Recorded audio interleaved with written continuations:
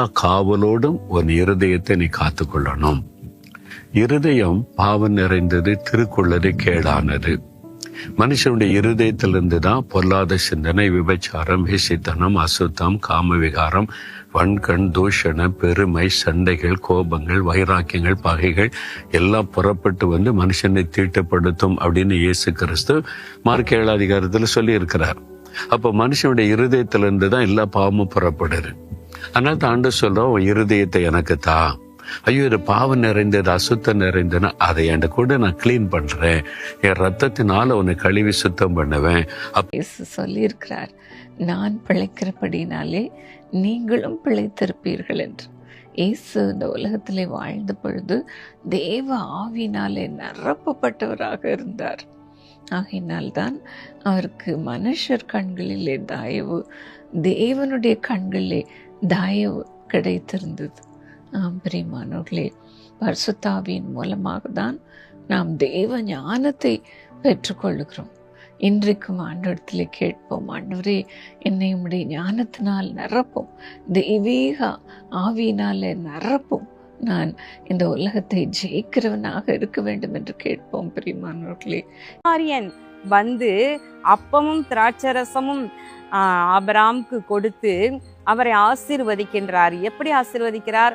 வானத்தையும் பூமியையும் உடையவராகிய உன்னதமான தேவனுடைய ஆசீர்வாதம் ஆபிரகாமுக்கு உண்டாயிருப்பதாக என்று சொல்லி ஆசீர்வதிக்கிறத பார்க்க முடிகின்றது. பிரியமானவர்களே, இப்படிப்பட்டவர்களுடைய ஆசீர்வாதத்தினாலே நீங்கள் செழிப்பீர்கள், ஆசீர்வதிக்கப்படுவீங்க, உங்கள் குடும்பம் ஆசீர்வதிக்கப்படும், உங்கள் குடும்பம் செழிக்கும். உனக்கு தீங்கு செய்யும்படி ஒருவனும் உன்மேல் கை போடுவதில்லை. ஆண்டவர் இன்னைக்கு உங்களை பார்த்து சொல்றாரு, உனக்கு தீங்கு செய்யும்படி யாரெல்லாம் கையை ஓங்கிட்டு வர்றாங்களோ, இல்லைன்னா முயற்சி எடுக்கிறாங்களோ, இல்லைன்னா உனக்கு தீங்கு செய்யும்படி யாரெல்லாம் தந்திரமாக உனக்கு விரோதமாக மந்திரவாதம் பண்ணுறானோ, உனக்கு தீங்கு செய்யும்படி யாரெல்லாம் தந்திரமாக பதுங்கி இருந்து குழி தோன்றானோ, அவனுடைய செய்கைகள் ஒன்றுமே உன்னை சேதப்படுத்தாது. அவன் உன் மேலே கை போடுவதில்லை. கர்த்தர் இன்னைக்கு உனக்காக அவனை சரி செய்கிறார்.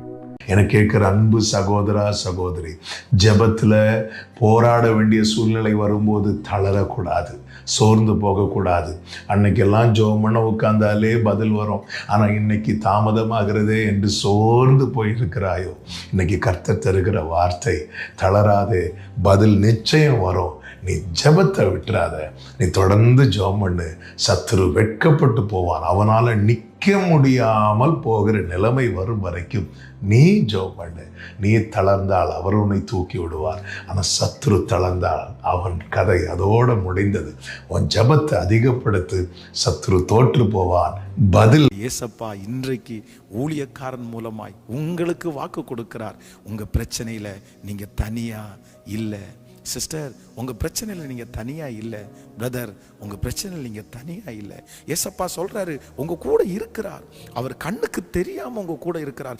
எப்படி யோபுவனுடைய கண்களுக்கு கண்டுபிடிக்க முடியாமல் ஏசப்பா கூட இருந்து அந்த யுத்தத்தை நடத்தி அவனுக்கு ஒரு மிகப்பெரிய ஜெயத்தை கொடுத்தாரோ, நான் நம்புகிறேன் சீக்கிரமாய், வெகு சீக்கிரமாய் ஏசப்பா இந்த பிரச்சனையில் உங்கள் கூட இருந்தார் என்று உங்கள் சத்துருக்கள் காண்பார்கள், உங்களை பகைத்தவர்கள் காண்பார்கள், உங்களை கிண்டல் பண்ணவங்க பார்ப்பாங்க.